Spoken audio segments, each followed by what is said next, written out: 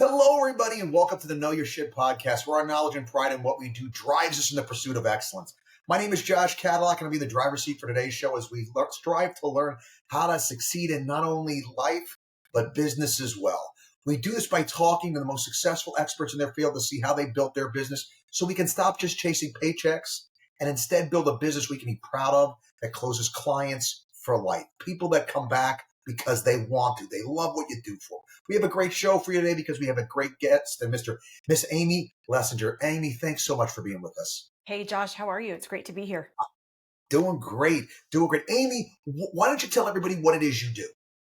Well, I am the former Remax president.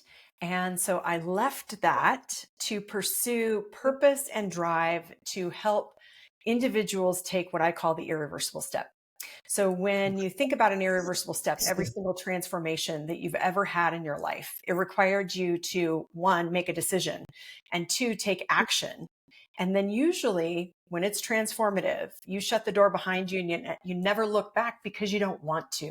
And so I call that an irreversible step.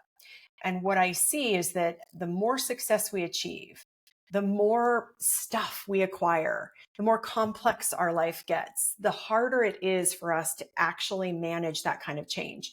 And so I built a framework to help people because I've seen too many people stay stuck for way too long when they can build a life by design. Otherwise, it's just by default and you're in the passenger seat, but I really think you're the driver.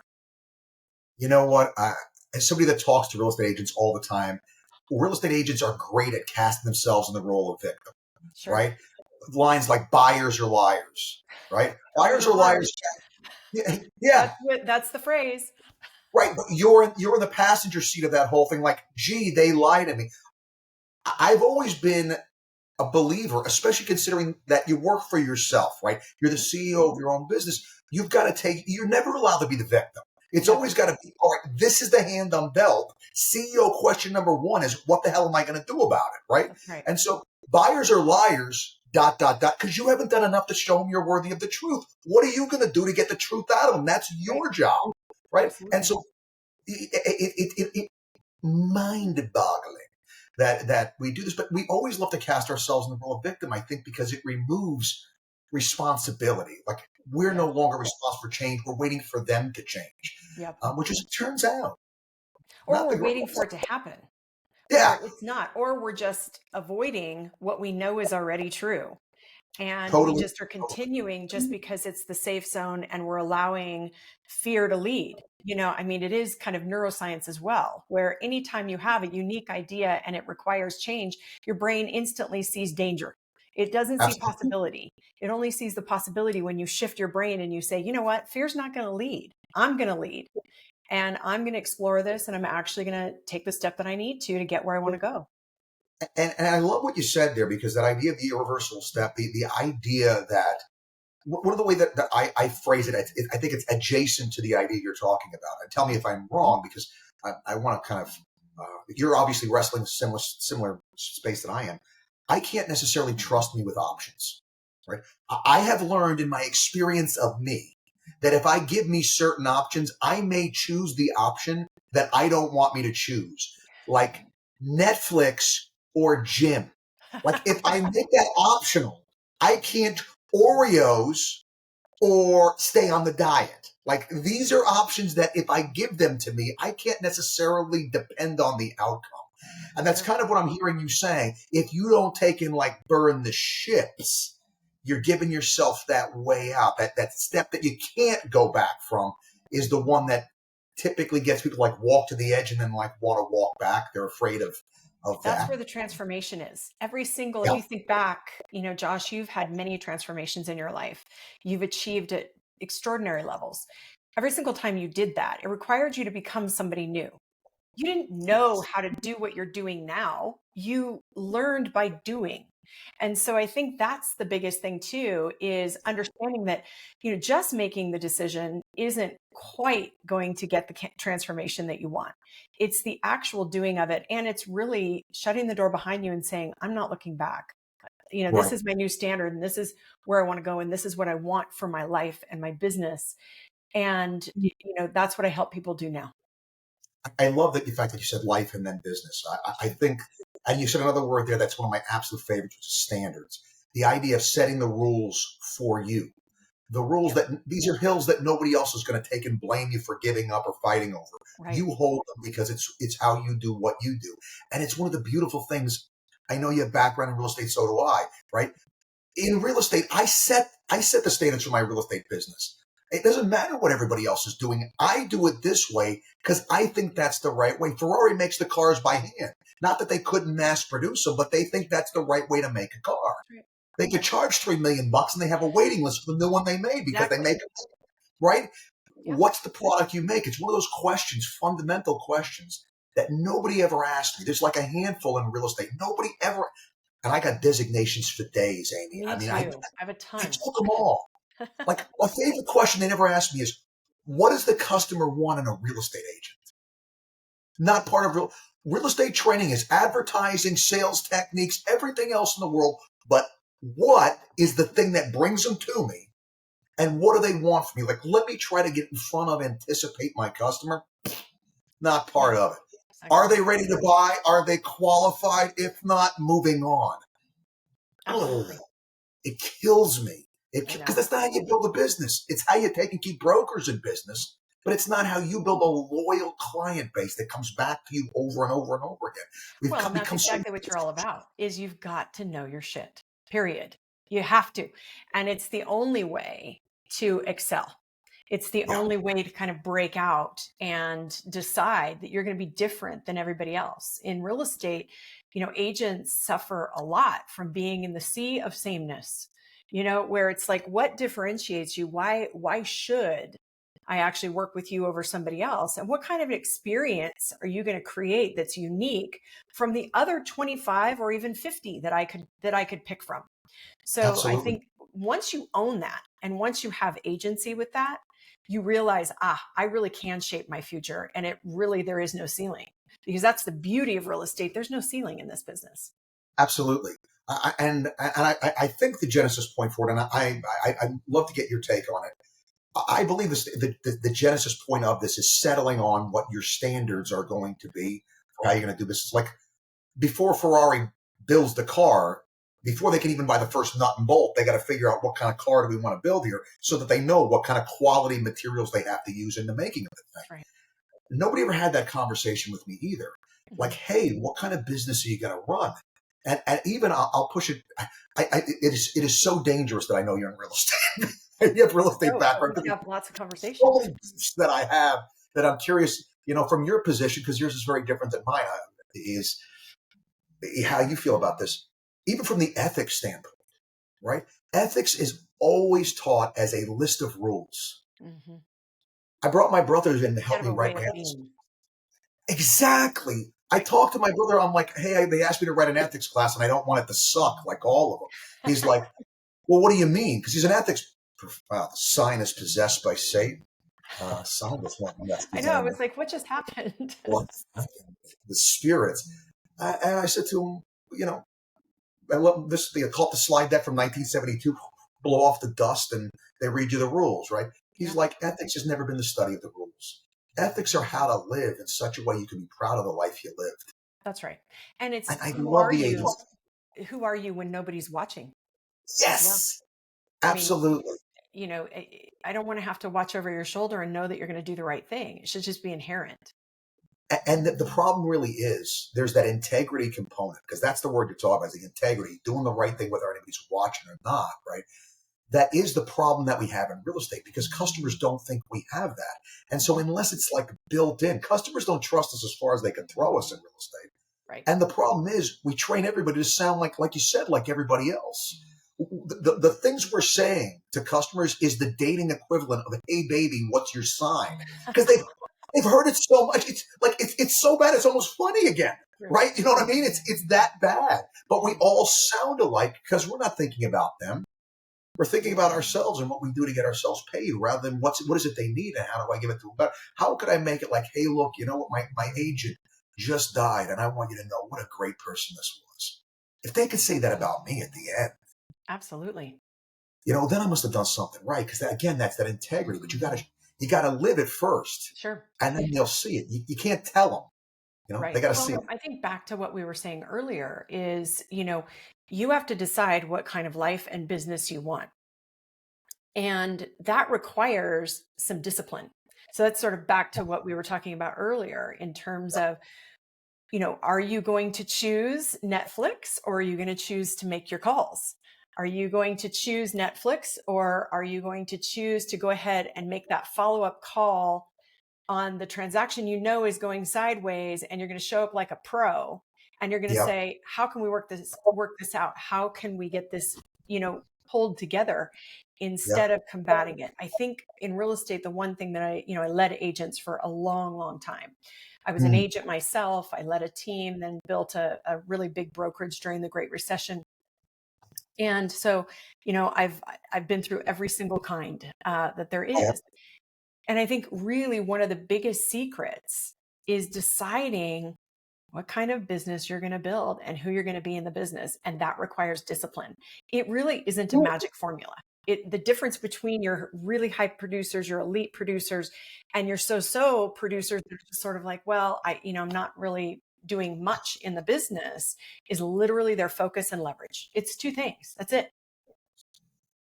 Okay, the focus I get. What do you mean by leverage? I want to just make sure that I'm understanding. Your elite producers, we all only have 24/7, right? Sure. That's all the time that we have. And so your elite Mhm. producers, they will leverage time through others. So they will begin to outsource and hire help to magnify the number of hours that they can, spend in the business. Now, I Absolutely. think I should have added a third element there is they're really good at what they do. They know their shit, Yeah. you know? Yeah. So it's kind of those three elements that really are the DNA of your really, really elite performers, I think. Do you agree, Josh? No, that hits on. I've said from the beginning. Actually, when I wrote "Close for Life," I put it in there. I think that you got two jobs in this business: know what the hell you're doing and market yourself as somebody who knows what the hell That's they're right. doing. Right? Agents love to skip job one, fake it until they make it, and advertise themselves as somebody who knows what the hell they're doing without actually learning what the hell they're doing. So Yep. I think knowing it, and I don't know that it's possible not to love real estate once you know it well enough. Like if somebody doesn't love real estate, it's because they don't understand it. I Right. literally, I was teaching a class when I showed them this property that was generating 511,000 net operating income, and we have a $73,000 loss we're showing IRS for tax purposes. I'm saying, do you see why we love this? Let's go They're, find they're another one. This is fun. borrow some more. This is awesome, And so, I think just stepped up basis, 1031, the section 121 capital Right. gains exclusion. There's just so many ways that RPAC money has been doing great stuff, keeping this stuff in the tax code where it needs to be. There's so much good stuff, but agents don't know it. They don't love it. For me, and it's interesting, guys. I'm a big believer in figuring out what you're good at within it. One of the big things that, and I'd love to get your take on this. Sure. If you take a lot of real estate training and stuff, if you want to feel guilty about what you're not doing, go take a real estate class. Because if there's just 29 hours in the day, you could maybe get through half the stuff they tell you is the stuff that you got to do or you're never going to sell real estate. Hmm. When I started, the thing they were on all the time, Amy, was blogging. I started in 2008. Oh, if you weren't blogging, oh my God, you're never going to sell real estate. If you're blogging is where it's now. There are things that are true and things that are not true. But I was young and impressionable and stupid, than I am now, perhaps. I don't know. The level of dumbness tends to move around. I believed them. And here's the thing I learned, Andy. I've written now I'm working on my fourth popular book. I've written 49 textbooks for CE Club. I've written all this. There's one thing I can't get me to do for sure. It's to write a freaking blog post. I hate it Please with a don't. passion. I hate it. I couldn't do it. And to sit down and even think about it. And that's a big lesson for the audience as well. Is, if you absolutely hate a component of it, you're not going to bring the energy that you need to bring in order to make it successful anyway. So don't do it, but figure out what you are going to do, because doing Absolutely. nothing isn't a good business model either. Totally. And I think that's kind of where I was going with this, which is the idea of there's two pieces to this, right? There's things in my business that I suck at, maybe. Everybody that does. needs to get done. Yeah, That needs to get done. sure. So when you're new, you got no money and lots of time typically, or more time than money, right? But Yep. as you start to make money, you can start to pull things off your plate because you're busy doing other things that make more money than what you'd save by doing this yourself. For me, the second I found somebody that would write that blog for me, man, I've been writing a blog every day for years. I just turned them off like a couple of years ago. I was like 15 years of blog posts I got every single. Look at how prolific I am. I didn't write any of them. Now with AI, my God, that Yeah. would have been totally crazy. But the other piece of this is finding people to work with whose strengths complement your weaknesses and whose weaknesses you can take and help bolster. The Huge. brokers that I work with were both amazing rainmakers of bringing people in. Where they left that contract, or even what it's. I had one guy. He used to bring the listing agreement back signed with all the lines blank. He's like, just fill it in. They're good with whatever. They Yep. love me. I mean, You're like, oh my God. yeah, no, it's like nuts. But They love you until they don't. So got no, those I guys totally for a agree with that. second, for I sure. totally. Although if you knew this guy, he's one of those guys that literally whatever he asked for, they'd be okay with. He's an amazing guy. Just like one of these freakish. The one guy I'm talking about, I took him on a cruise, first cruise, right? I took him on. He came off with 50 business cards. My goal for a cruise is not to put long pants on for 7 days. How do you even find 50 people with a business card on a cruise ship? But he's that guy. You did it. But me, you give me the lead, you give me the customer. Next thing you know, there's a check coming out of the office. Yep. That's right. Done. That's not his strength. We play to it very well together because we were able to find people to work with to bolster our strengths and to really leverage. Again, you said leverage. It doesn't need to be necessarily hiring folks. Maybe it's partnering with folks because everybody's brain damage is different, I think. Yeah, for sure. And the other piece of it is I think there's too many skills. I don't know anybody that's like great at all of it. Like, I'm a great video editor for social media while being a great, networker by being a great detail. But like, I don't know anybody that does all of it well, right? No. So there's too many skills that are needed. Well, and I think the other thing too is that in the business, agents underestimate, what it takes to really build your business, and Mm. being the rainmaker and focusing on prospecting, and somebody's got to be running your growth division. And 9 times out of 10, it really should be you. But you might find that you're really good at marketing and you really love marketing. And so you'll get in there and you'll, really hands on with your marketing. What that's doing is making you feel good, Yep. but it's not actually producing the result. And I think Checking that's the guilt. a big place where people misstep, is they say, I'm going to live in my strength zone instead of my growth zone. Yep. And how is the business going to actually grow if nobody's making the prospecting calls, if nobody's connecting, outside in the world on social media, and you don't have a marketing campaign, or maybe you have a marketing campaign, but nobody's willing to interface, And that doesn't you're work. not calling those leads twice a day till you get them on the phone and all the things that Right. you have to. No, it's weird, right? Because and the way I like to describe it, and I'd like to get your take on this, is that in the morning you got to have a CEO meeting that you don't invite the staff to. You're not allowed to think about doing the work. You have to answer the question, what's the work that needs to get done to Yeah. run the kind of business that my standards dictate I need to have? Well, all right, there's all these follow-up calls. There's all this stuff. All right, of these things, I got 100 things. Who do we got that works here? Well, Josh, he still works here. All right, well, Right. can we get Josh to do any of this? Well, all right, 50 of these things he loves to do, not a problem. There's another 30 we could probably get him to do, but he's not going to like it. And All he right. maybe isn't going to do it very well. Right. I mean, And 15 of them he's going to suck at besides, right? right. The other 20 things, he's just, no, we got to get somebody else. Like, totally not his thing, right? All right. Now, and this is where it breaks down because, there's all these groups of agents that have problems, and burnout being one of the Yeah. big problems. Because frankly, if you see how most people treat themselves as a CEO of their business, they would never work for anyone that treated them that way. Right. I mean, so when you take and assign these maybe things, you're like, you do it and I don't want to hear from you if you don't. Well, it'll only take 29 hours a day if I could do half the stuff. You know what I mean? It's not realistic. So before we assign it to ourselves, we got to ask, hey, is this even doable? Well, and is it going to move the needle? And it doesn't even matter, right? It doesn't Like, even matter, because, I contend that you can never um, outsource your gift. What are right. you really, really good at? Are you really Mhm. good at negotiating? Are you really good at prospecting? Are you really, what are you really good at? That helps bring a transaction to the table, serve a customer, and make that customer happy. And how, yeah, That yeah. not I love marketing. Marketing is great. You need marketing, but at the end of the day, the customer has to be served. Absolutely. It's not a marketing business. Marketing is a facet of the business. It is a customer service business. We have to That's take and let them know of the service, show them the value of the specific service that we provide, show them why it's in our best interest.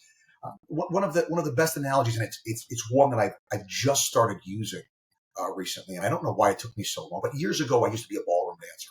All right, and that's what I really did for years. Yeah, who you knew? wouldn't think. Who knew? But when you lead as a man in ballroom dancing, your job is not to push and pull. Your job is to get her where she needs to be and to remove all the other possible options without her even realizing it. I don't want her to have options because I need her to get where I need her to be and come back where she needs to be. That's what's going to let the synergy work. That's what being a great agent with customers largely is. I would If you're pushing and pulling, they're going to feel it. It doesn't feel good. It feels like a bad date, right? They're trying too hard. If you do it well, they just find themselves doing the things you want, like not bothering to argue about how much you're going to get paid or hitting you with, Yep, yeah, but I saw on Zillow. They don't ask anymore. Why? Because from the second I get in, I'm trying to lead them to think the way they need to make this transaction go the way it needs to.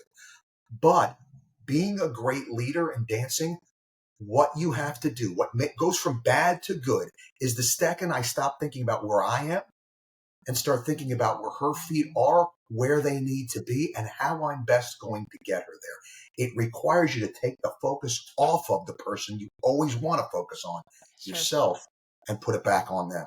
How do we you get know them where they? y- Go ahead. That was a thought. I was tossing it you out there for um you. you're reminding me of my daughter is in real estate, Ah, and she got into the business at 24, and so she's only been in the business a couple of years, but she is absolutely crushing it. And nice. she calls me and tells me all the things about her transactions and whatnot. And one of the things that has always surprised me, because I started in real estate when I was 24, is Hmm. the amount of friction that agents tend to want to add to transactions in the name of protecting or serving their client. And I Hmm. always kind of put it this way. I put it, in terms of, can you imagine if your divorce lawyer, for example, got into the negotiating room and started saying, that's not right. You can't do that. They are absolutely, What? it's the same. And so it's one of those things where, your best agents, they calm the situation, they diffuse the tension, they get back on track with helping their client achieve what they want. And at the end of the day, I promise you, it's not the price. It's what the price represents to them. It's the That's next move. It's getting to where they want to be. It is, it's whatever's next. It's definitely not about the $5,000 or the $1,000 or the $50. And so, I think that's another thing that, really skilled agents, they understand that. And they always are trying to put the transaction back on track and diffuse the energy. I think it's super absolutely. important. It is. I think there's a disease. We used to kid about it. It was a broker friend of mine that brought it up. We used to call it fight syndrome. Agents that have been in the business too long, they like want to fight them. They're like mad about something else, and it's like messing up their whole day, But that's Well, how my they live daughter, life. yeah, my daughter Sid is really, she's like, Mom, this agent's losing their mind. I said, you know the drill, because she was, raised by two parents who have been in real estate their entire career. And I said, you know the drill. You're the one who has to show up as the grown up, even though this person is twice your age. And I mean, even in those situations, it's very much about leading. You go in and you Yes. try to You don't necessarily take control, but you calm the room. All right, guys, the problem is title just found this. These are our options to close it. I think we could do this. We could do this. We could do a credit. All right. How do you guys want to handle this? What do you think is best for your people? How do we take it? You come with always come with options up front. You freak out on your own time, then pick up the phone and call everybody after you cooled out, Right. I think that a broker friend of mine used to say this, and I think it's an excellent line. My job is to make sure you have no surprises.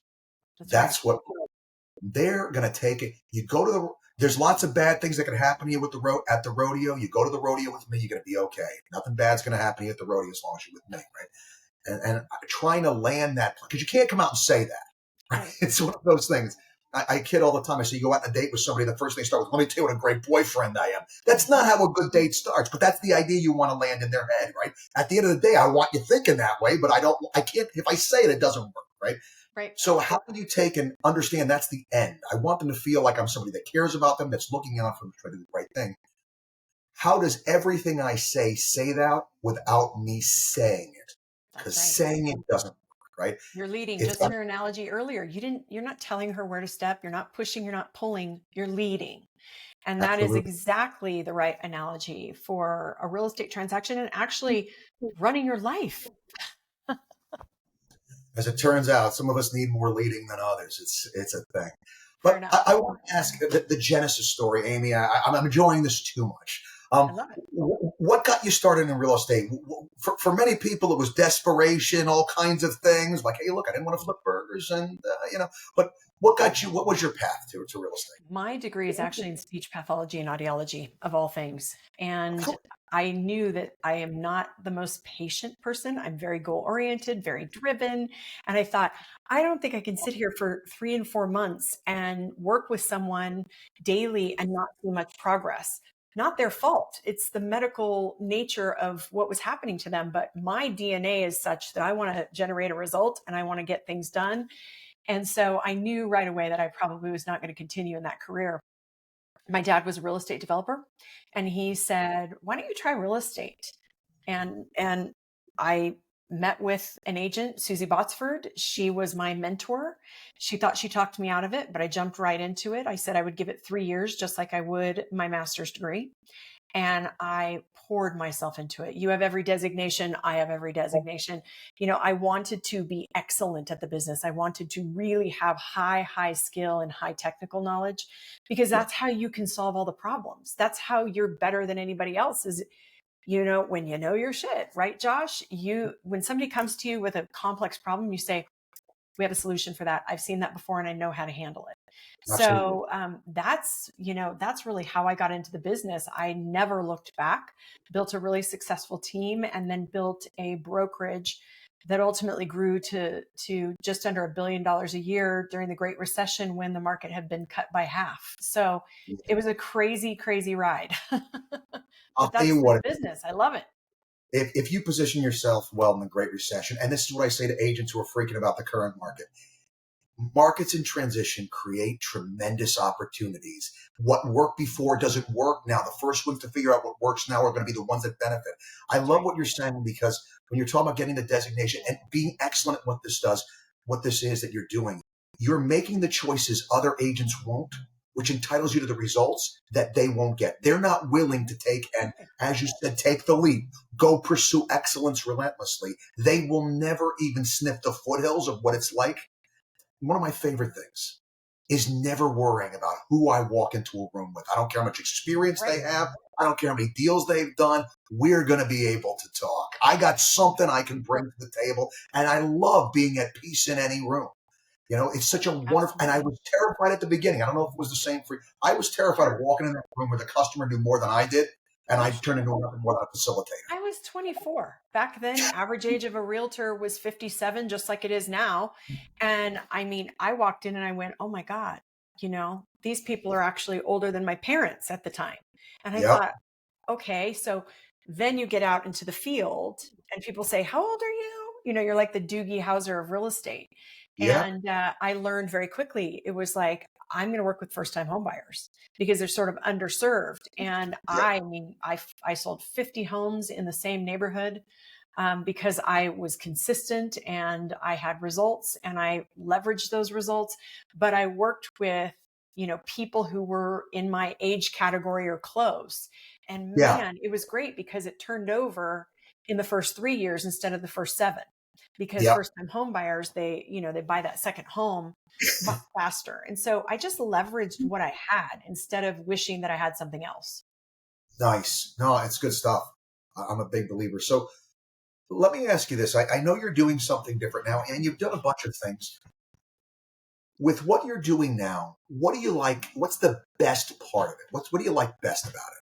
I think the best part is, I have always been very, very obsessed with human performance, the psychology of achievement, how to, drive that in people and really flip that switch.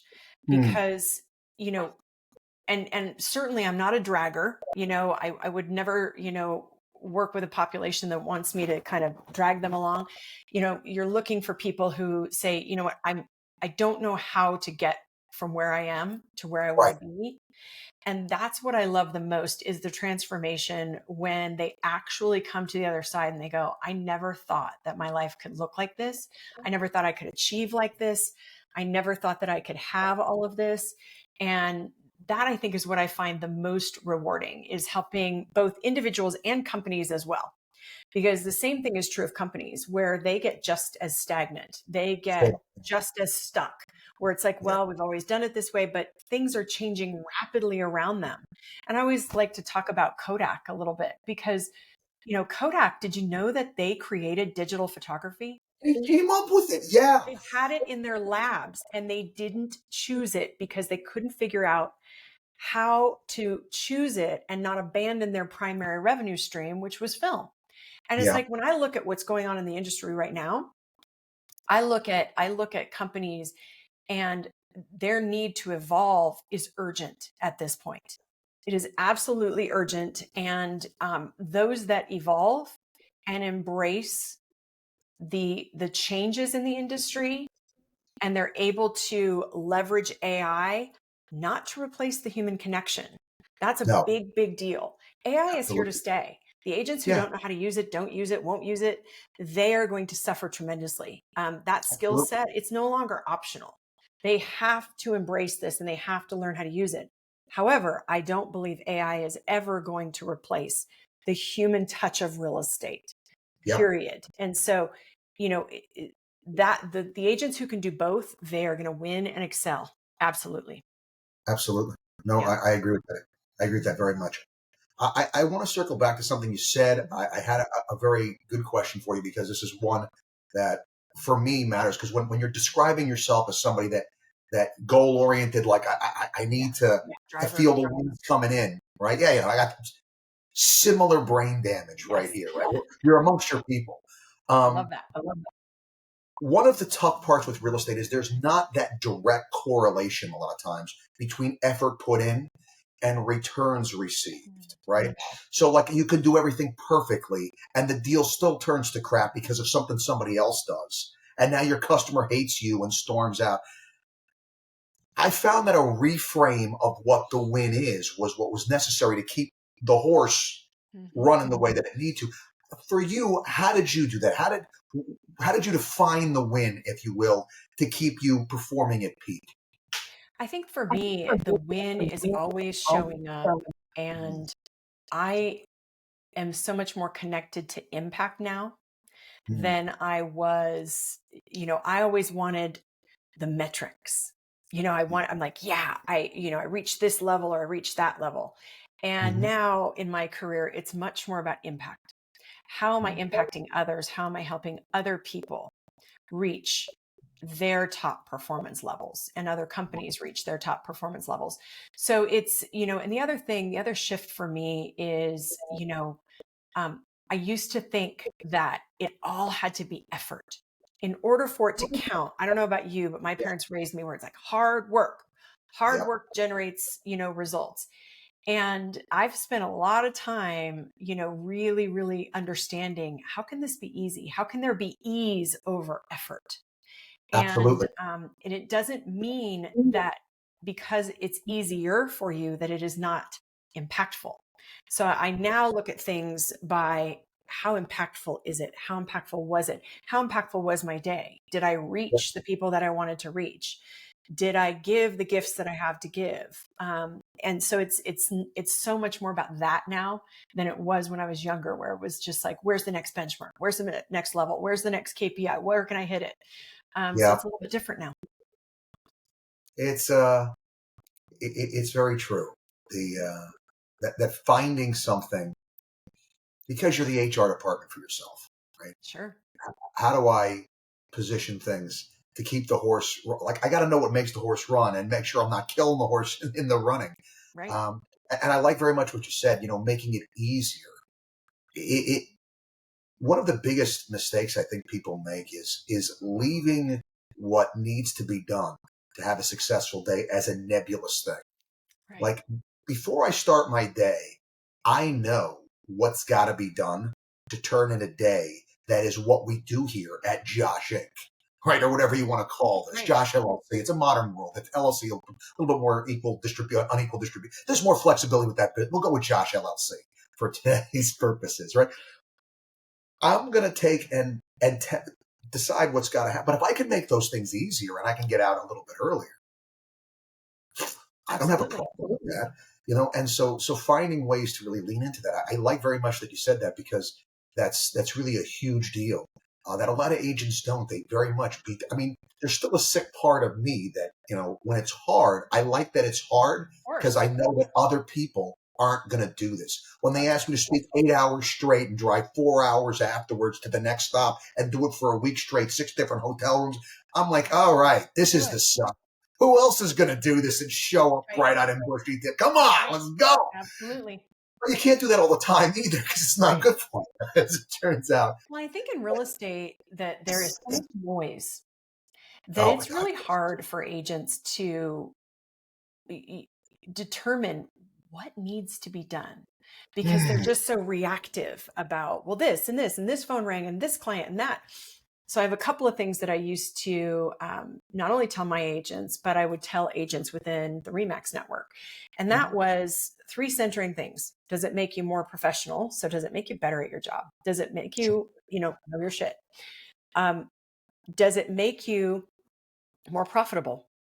So, at the end of the day, it's okay that you're in the business because you want to make some money. It's absolutely absolutely. okay. So does it make you more profitable? And then does it make you more productive? So does it help you serve another buyer or seller? Does it help you serve another client? So those kind of three things, I look at those and I say, these are your big rocks. And everything else, if you get those three things done, you won. You absolutely won. And so, helping cut out that noise, shut off all those notifications. You know that we look at our phone like 300 times a day. You don't need them all. And so there's all this pinging, pinging, pinging, and you cannot pay attention to anything. And there's a pretty well-known study, but it takes you 2.5 times the amount of time of the interruption to get back to what you were doing. So if you just pick up Absolutely. a phone call and you take it and it's 5 minutes, it's going to take you 12 and a half minutes to actually get back to what you were doing in the first place. And so that's the discipline that you and I kind of alluded to earlier. That's the discipline of what it takes to master your day and what it takes to actually, Absolutely. you know, move the needle incrementally over time. If you do that every single day for 6 months, I promise you, your business is going to be way different, Yeah. Yeah. after 6 months. I think there's also another piece of that, Mhm. which is you get to see yourself behaving closer to peak, closer Yes. to what your capacity is. You start to redefine yourself as to what you're capable of. I mean, Yes. because it's our lived history of ourself Mhm. that shows us how far we can go. We're always not quite sure if we can go beyond what we've ever seen ourselves do. Correct. And so, really taking up, like you said, 6 months of like, let's just do this Yeah. and do it well. Um, you're so right when it comes to the distraction piece of it. I've always been blessed with the spiritual gift of ignoring everything else to focus because, like, Yeah, me too. I have that as okay, well. so you're my people because, like, I gotta ask because a lot of times females are much better at multitasking than us dudes are. I am not good at multitasking at all. Like I will do one thing well or two things terribly. Like there's even the chewing gum sometimes is on the fence, right? Right. Well, I mean, like I used to work in the office. And we used to go to the office 6 days a week. I'd always be in there. There was a guy who used to love to come to talk to me. And like, I'm not going to, the guy would literally grab my head and kiss my head as I'm like responding to emails and stuff like this. And it was, there are people and situations that you're going to have to resist because you owe a responsibility. And this is usually the safest place I go to. Article 1 of your code of ethics, Mm-hmm. your responsibility to the people who are depending upon you. You marketed yourself as somebody who's going to be great at what they're going to do, and you're going to do your best for them. A distracted you is not as good you. You're breaching your own code of ethics if you don't get your stuff under control and give them your best when you can, right? It's what we're committing to. That's right. Thank God they don't hold us to the fire with that too much because agents are destroyed all the time. But all right, we've talked about the good. I want to ask about the bad. Sure. What's the toughest part of what you do? The part that you like the least, the hardest part of what you do? Just like anybody else, there are pieces that I get frustrated with. Sure. This is inherent in me, this ideology of you can build any life that you want. And, I've built the framework to help people walk through it, but people are on their own time and they're on their own path. And so that's something that I'm far more patient with than I think I would have been had I started this years ago. But I do think that that's a tough part because I see it before they do. I Yeah. see the belief in what they can do and what they're capable of before they do. And Yeah. sometimes their timetable of coming around to their own self-actualization of saying, oh yeah, I actually can do this. I actually do deserve it is, a little bit slower. It takes a little longer for some people. And I think that's okay. But Yeah. I want it for them tomorrow Yeah. because I believe they can have it. And I've Yeah. seen it over and over. I've been doing this for decades. I did it for my agents. I did it for my team when I was in corporate, so I've been doing this for a very, very long time. And so, I sometimes see it before they do. And I want to give them that gift that they can give to themselves because it is their next level. But Gotcha. in their own time. Yeah. Lead the horse to water. The water's right there. Yeah. Drink the water. No, Yeah. I get it. It takes people because a lot of times they're bringing their own preconceived beliefs about themselves Yep. to it. And Well, those the other thing self-limiting. too is I was really intentional in creating the framework because I'm busy, just like everybody else. And rather than say busy, I'm focused. And I mean, I'm diligent in my day. And I did not want a lot of fluff. So I built frameworks to cut through so much noise. It's like, we're not going back to your childhood. We're not doing all that stuff. Yeah. I'm not a therapist. I'm a strategist and a Yeah. life and a business strategist where, Yeah. we take a look at where you are, we discover where you want to go. And then I help you through a series of frameworks and exercises and discussions that helps you actually do it yourself. I get So the track it's, between where you are and where yeah, you want to absolutely. be. Yeah. I love it. I love it. It's good stuff. That makes a lot of sense. And it's great that you're doing that. I mean, because so much of like teaching and helping people is finding a way to crystallize an idea in a Right. way that they can take it in. That's right. It was one of the things when I was writing, not the last book, but the book before that, the Close for Life book. I'm very much about, like, how do we pull the BS? How do we pull the nonsense out? How do we crystallize it down? But I Right. realized that telling the story first and then using the story as something to reference back, it seems like why am I telling you the story? Why don't I just tell you because the story helps you to kind of Say, get oh, I see what it. the whole, right? And so it's that efficiency. I hear it in you. I'm a big efficiency guy. Mine's like, how do we most effectively do this, right? Yeah. Sometimes it's to walk down the hill Mhm. rather than run down the hill because That's right. walking down the hill makes the journey more able to bring people with us, right? Mhm. And that's Absolutely. kind of the thing with it. So obviously you've been in major positions in your life. You've had to evaluate talent for years. You get an eye, and you're even talking about, you see it in people. I want you to take and turn that eye back in a different direction. I want to turn it on you Mhm. and say to you, as the CEO interviewing, looking at Amy, what would you say in your makeup, how you came wired from the factory, makes you good at what you do? I think it is that I genuinely care about people and what happens to them. Yeah. So every agent I ever led, I always wanted to know what makes you tick. Why are you here? Why are you doing what you're doing? What does it mean to you? Okay, well, what does that mean to you? Like, I want to help people. Okay, great. Everybody wants to help people. What does that mean to you? And what does helping people look like? And so I really have always been very curious about people's makeup. And so I think that has always served me really well. And I'm just curious by nature. So I'm Hmm. curious about all kinds of things. And a little, tidbit for the audience. Curiosity solves a lot of things. So number one, if you have a transaction that's going awry, don't get mad, get curious. Oh, why is that important to you? Tell me what about that addendum made your clients upset? Like literally just get curious. You're there to work it out. And so curiosity diffuses so much in terms of, angst and anxiety during a transaction.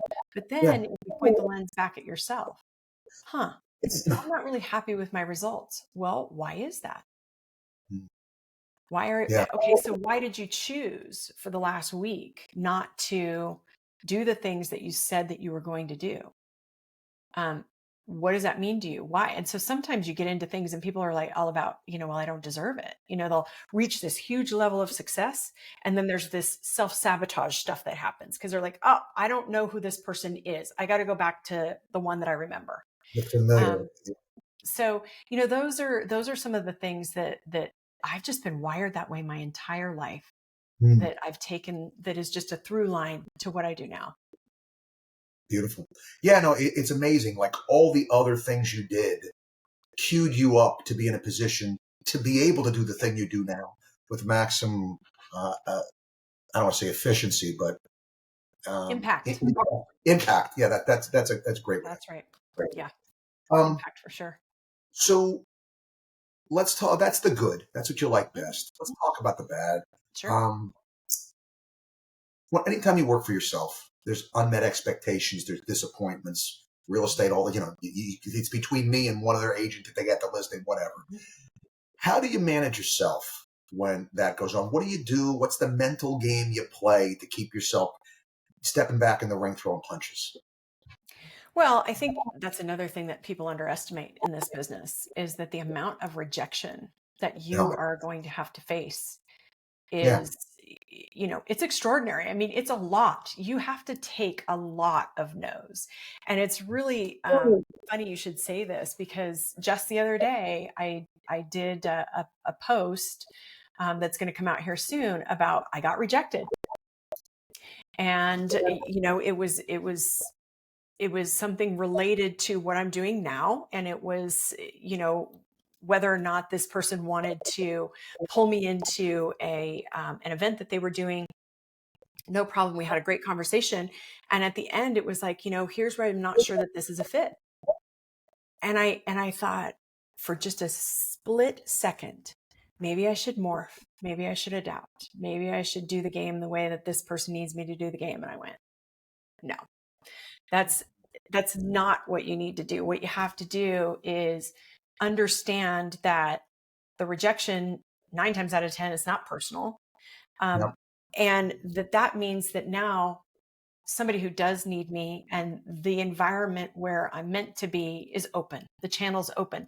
I'm not over here trying to morph myself into somebody I'm not just to get a yes. yep, And I think that's really important for people in this business to understand is yeah, that you're going to take a lot of no's and it's uh, okay. Get back up yeah. and go out there and do it again. It's interesting you're saying that because I think maybe the distinction point and the tough part to say because sometimes you're doing the wrong thing. Sure. And those no's, at some point you have to take the no's and kind of weigh it. Well, maybe I should Yep. adapt it. Like so, the differentiate. I think that's where like the wisdom and the the pain and suffering that's been picked up, the bruises and Yep. scars you picked along the way, kind of give you better awareness of which of these are things that I need to stick to because it's the right way to be, That's right. and which of these are the things that the market is letting me know I need to do this differently. I need to adapt my Absolutely. Because I always say failure is feedback. yeah. And so, 100% you have to take whatever parts that you need to hear and be open. Like you said, I'm just as curious about myself as I am about other people.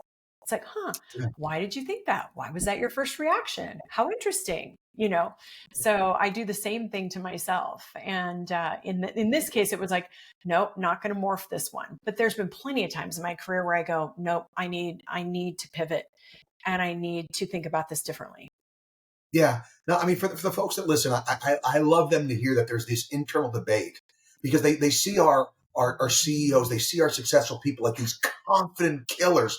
Look, I'm figuring it out too. It's just Absolutely. that, you know, that differentiator between, hey, is this a market trend that I need to adapt to? Right. Or do I need to hold to my guns because this is something the market hasn't figured out is the best thing that's out there? Is kind of this give and take that Yeah, always exists. absolutely. It's it's messy, guys. It's not cut and dry, and it's It getting isn't. around. And I think, the higher you go, people talk about imposter syndrome. I Yeah, am not going to sit here and tell you that I haven't had imposter syndrome and that I still don't get it sometimes. But here's yeah, what I know about imposter syndrome is that you do it anyway, because you never just arrive. The way that you become a master of your craft is you continue on, even when you're not so sure that you're like, that you should even be in that seat, right? It right. happens to everybody. It is absolutely normal. And that's your growth zone. So you can choose to listen, or you can choose to shrink back. Yeah. But the Well, I mean, shrinking back has a cost. I think the less time you spend thinking about whether or not you deserve there, and the more time you spend doing the living hell Just out do of the it. thing that you're there to do, just do the crap out of it. Do it You know, anyway. the best you can for as long as you can till you can't, and then go a little bit further. You'll Yep, teach yourself you can go more than you thought you could. That's absolutely. the place. That being said, I want to talk about where you're going at. We got to let them in. We talked before we talked, right? I hear you got a book coming. You're doing this thing. So what's the big overarching goal? What are you trying to do with this? Let's a little bit more about the book. What's Yeah, going on? absolutely. Well, I'm writing a book about the irreversible step and all the stories of transformation. And then obviously the framework and how you actually get from where you are to where you want to be. It's really about, how do I find and take the step that's really going to change everything? Hmm. Um, because I want to. Yeah, And so I'm really, really excited about that. I speak, I consult as a strategist, both businesses and individuals. And then I also have a 6 week transformation experience where I will take people through, in a 6 week period of time, the entire framework. nice, So lots of nice. things. Yeah, no, I mean, when you're trying to help people, it's amazing the list of things, tools. I mean, for us, we just got an app and we have there's all Yeah. these different things that we're doing because, You're building your trying to meet community. them where they are. Like, how do I get you out of your way to help you? Because you seem to be the one giving me the biggest push. I'm trying, like, it's weird, but it's kind of the Yeah, place you find yourself in. it's Um, true. so I'm going to ask you a couple of like lightning roundish questions, if you don't mind. Just kind of your first Okay. take on it. What you think? When you look at the market today, what do you see as the opportunity in the market? What gets you excited? Oh my gosh. I think the market today has more opportunity than it's had in many, many years. And it again requires agents to level up their skill Yeah, set. yeah. I You mean, got to know how to work with it. But yeah, this is a stat. Average age of a realtor is 57. So, it's no secret that most agents are behind the tech curve. yep. Well, what's happened in the last 18 months with AI is morphing at a speed that we've never seen before. And so what you thought you knew 6 months ago, um, Outdated. it's changed already. And so the opportunity for agents lies in absolutely redefining how they work Mm. and the way that they work. The way Yeah. you learned however many years ago that you got into business is not the way the business is going forward. And Yeah. so that is the opportunity. Those that understand that, embrace it, and get on the bus, they're going to do incredibly well. Absolutely. I Incredibly mean, I well. think even taking the time to train AI to Yes, sound like you, to sure. understand. I mean, I was blessed because I had written books, so I just took and uploaded it and said, "Hey, this is me." When I ask it to write something that sounds like me, it scares me because it sounds like like a highly caffeinated version of me. But Like I bet the that you also look at every single word and you make oh sure god, that you're like, I would never say that. And oh. that's the difference. It's like it's a collaborative tool. It is a tool to help us do more in less time, but it will never replace our voice. Here's the problem that I get with AI. It Yeah. gets the math wrong, which irritates the hell out of me. It Oh what? yeah, gets the math wrong. I'm Oh giving it yeah, giving it it does. equations. I'm like, well, why is your year one net operating income that number? Oh, you're right. Right. I should have done it this way. Like, Yes. no, you're the computer. Yeah, You're supposed to be exactly. correct. No, it definitely makes mistakes, but it's It becoming doesn't. so sophisticated. As far as getting your tone right and how you think right, especially because I have a specific way that I like to explain things, Sure. it very much can mirror that, which is great because it's even giving me feedback of other ways to explain things um, that I've explained before, and you're always looking for that, right? Right. You Absolutely. can't have one way to explain a thing. You need Sure. seven because you're not always explaining to the same kind of people, and you're Mhm. waiting for that light bulb to come on. All right. Let me ask you, what would you say is the most important thing you've learned in the process of doing everything you've done? You got to summarize it to one major idea. What would it I think that it is you choose your life. be? Okay. Yeah, yeah, Frankly, I'm just going to be very frank. If you're not happy with your life, we all go through times when we're not happy. This does not come from a place of judgment or lack of experience. In fact, it comes from school of hard knocks. yeah, If you're not happy with your life, nobody is coming to fix it yeah. for you. What are you going Nobody. to do about it? Yeah, It is your job to do it. And so, but I also know this, that even in the most painful times of my life, some of the most scary change, some of the most, the most unhappy times that I've ever experienced, the moment that I chose to step on the other side of it, I grew so exponentially and my life was blessed in ways that I never thought it would be. And so yeah, I know that for sure. I know that for sure, that on the other side of it is just glory and amazingness. absolutely. I think it's the pain cues you up to be willing to make bigger changes, a bit, throw more things on the altar to get away from it. And Yeah. that's the reason why you can really have those fundamental shifts. I mean, for me, real estate came after losing everything. Yeah. I had to start all over again. So, Right. I had to make this work.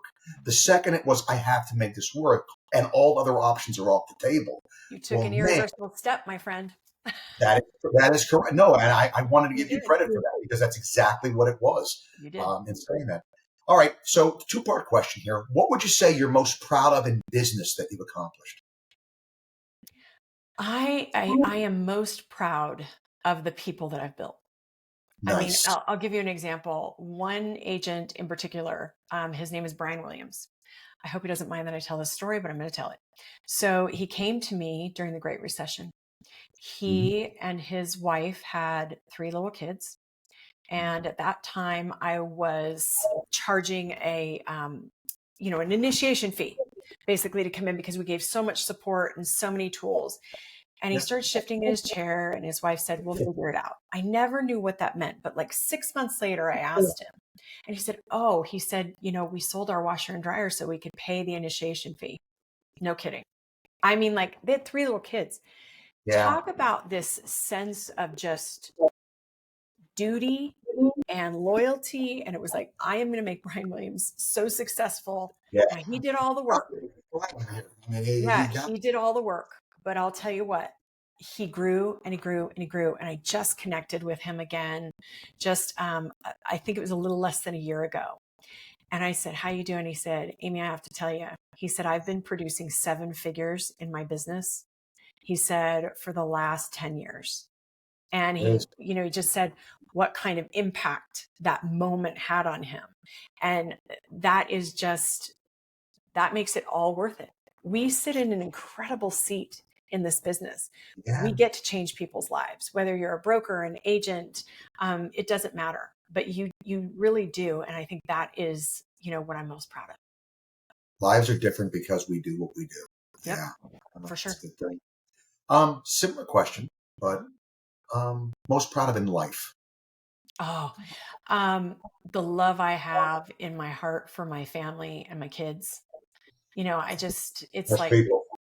yeah, you Yeah, that's just, the good stuff. my family and my kids, that's where it's at. All right. You may never talk to them again. Okay. What's the one piece of advice you'd give our listeners? I would say, get honest with yourself, tell yourself the truth. That happens to be Hmm. step one of the irreversible step. And it's literally like, if you're not happy with where you are, either you're not making enough money or you're really stressed, maybe you're burned out, you've got to get honest with yourself about what it's going to take to shift from there. And you Yeah. can't do it unless you've told yourself the truth about what's really going on. It's like, Shoot. yeah, I'm not digging deep and I'm kind of slacking on what I know I need to do. And it's making me really unhappy. You're not alone. Everybody's been in that place. But until you face it, you can't fix it. Yeah. No, it's What do true. you really want? Yeah, I think it's tell yourself the truth. What do you really want? What do you really want, and what's the things that you're doing to sabatage getting there right now? Because we all And what do are it. you willing to give to get it? Yeah. That's the What are other you thing. willing to throw? I like to call it throw on the altar. You know, Yes.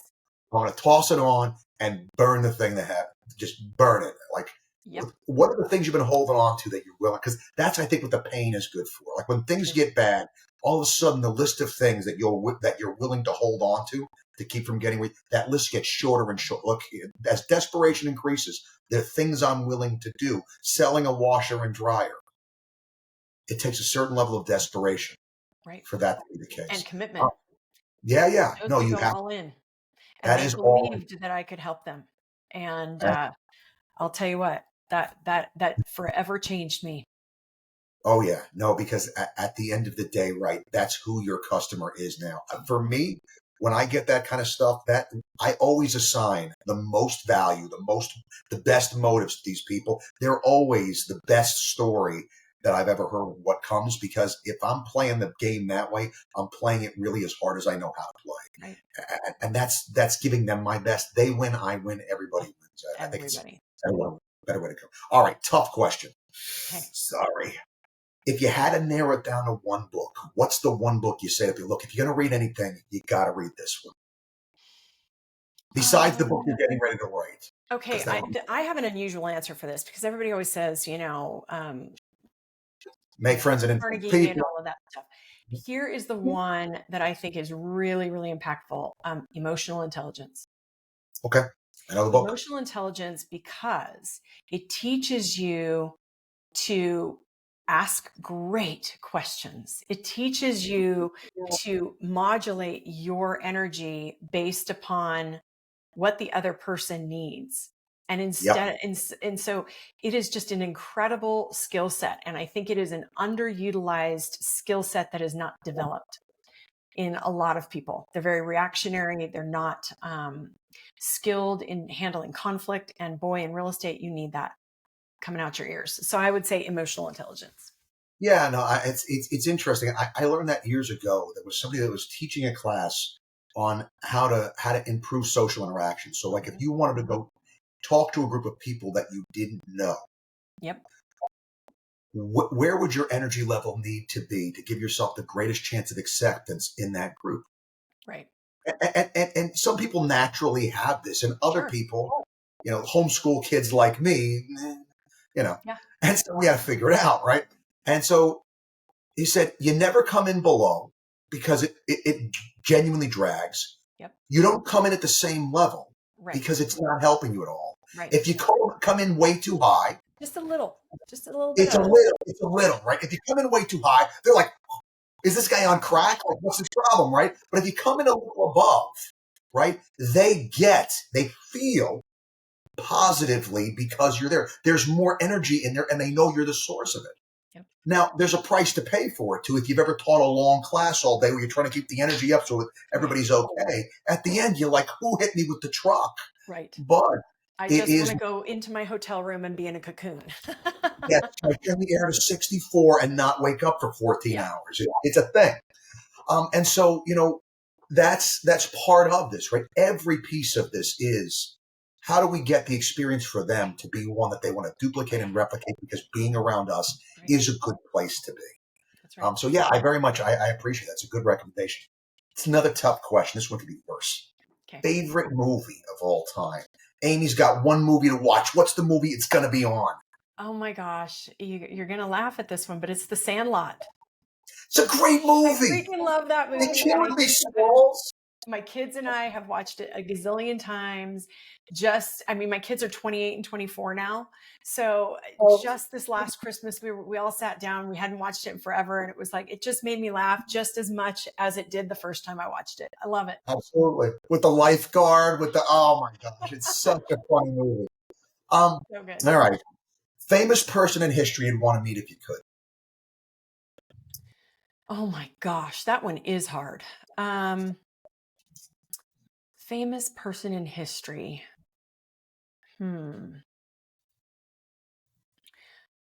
I don't know. Maybe someone like Winston Churchill. Okay. Because in such a precarious time, he was able to really continue to just lead with vitality and integrity. And he took a lot of licks for his decisions and, Absolutely. really, really turned the tide of history. What was the right guy for the time? He was, as they would have said, a wartime consigliere. He was the guy that you needed when Yeah. the shit hit the fan. Yep. All right, this is a similar question, but more personal. Person from your past you'd want to sit down with and have lunch with today, if you could. Well, he's still in my life, but we haven't had lunch in a number of years. And that's Gary Canepa, my longtime broker mentor, taught me so much about the business. When I was 24, I told him I wanted to be a broker and do what he did one day. And he was never threatened by that. He always just took me under his wing and said, "Oh my gosh, let me help you. I'll That's build good. you. I'll teach you how to be really good at this business." And he Love it. did. Yeah, no, that's good. Well, it sounds like something to add to the to-do list. You got to go get some lunch with Gary. Yeah. What's one piece of advice you'd go back and give a younger version of you? What did younger Amy need to hear? I don't have to carry it all myself. Mm, That strength has always been, a part of who I am, but it doesn't mean that you carry and you hold all of it. You don't have to. You're yeah. robbing others of the ability to do it with you. I think And my you got younger self struggled with that in my 20s and 30s. I thought, I got yeah, to do this all myself. making peace that I'm worthy of help and Yeah, let other people get that blessing for being a help on this journey. that's right. That's a good thing. All right, Amy. Obviously, no question that you work it, you push all this kind of stuff, but obviously, life's got to be in balance as well. What do you do to unwind? What keeps the bubble in the middle for you? I ride my horse every chance I get. I go to the Yeah, gym. I cook. I eat well. I pet my dog. I walk my dog. I spend time with my family. But I think the soul thing for me, the thing that just really fills me back up is when I swing my leg over a horse. all right, there you go. For me, Yep. it's watching that guy do his thing over there. Yeah. He's Well, mine's right here. She's just really little. my, my live wire back there. Yeah. Um, so the last question I have for you, really, Amy, and thank you for so much of your time. I mean, this Oh, is I've one of loved the it. longest ones we've ever done here, but I've enjoyed the conversation so much. Where can people find you if they're interested in more of what you're doing and they want to learn from you, they want to grow with you? Where can they go? They can go to amylessinger.com or they can go to the irreversiblestep.com. Either one. I'm on all the social channels, so I'm pretty easy to find that way as well. Awesome.